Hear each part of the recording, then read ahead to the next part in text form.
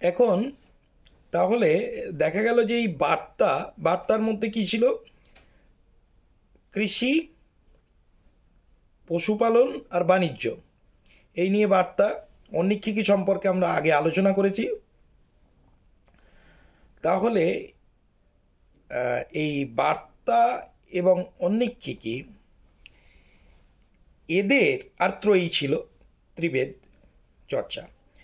এই যে তিনটি বিদ্যা, এই তিনটি বিদ্যাকে কৌটিল্য বললেন যোগ এবং ক্ষেম।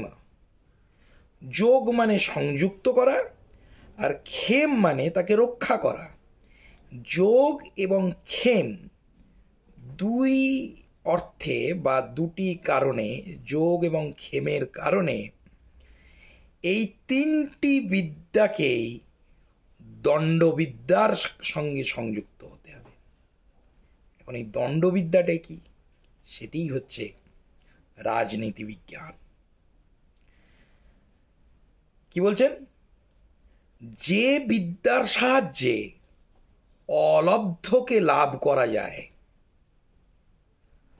লব্ধকে রক্ষা করা যায়, রক্ষাকৃত মানে যা লাভ করেছি সেটাকে রক্ষা করার পর বর্ধিত করা যায়, বাড়ানো যায়, এবং বাড়িয়ে ফেলবার পর তাকে যথাযথ জায়গায় ব্যবহার করা যায়, এই সমস্ত কিছুর শিক্ষা মানে অলব্ধকে লাভ করার, লাভ করবার পর তাকে রক্ষা করার, রক্ষা করবার পর তাকে বর্ধিত করবার, এবং বর্ধিত করবার পর তাকে যথাযোগ্য স্থানে ব্যবহার করবার শিক্ষা যে বিদ্যা দেয় সেটা হচ্ছে দণ্ডের শিক্ষা। মানে কৌটিল্য সত্যিই নমস্য। যুগ, কাল, শতাব্দী এগিয়ে গিয়ে চলবে, এ শিক্ষার কোনো পরিবর্তন হবে বলে মনে হয় না। যাই হোক, তাহলে কি হলো? এই সমস্ত কাজকর্ম যে বিদ্যার সাহায্যে হয় সেই বিদ্যা হচ্ছে দণ্ড।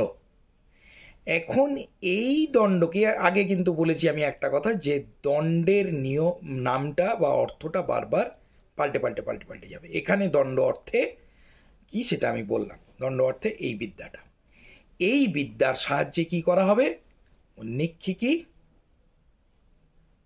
ত্রয়ী এবং বার্তা, এই তিনটেকে রক্ষা করা হবে এবং চালনা করা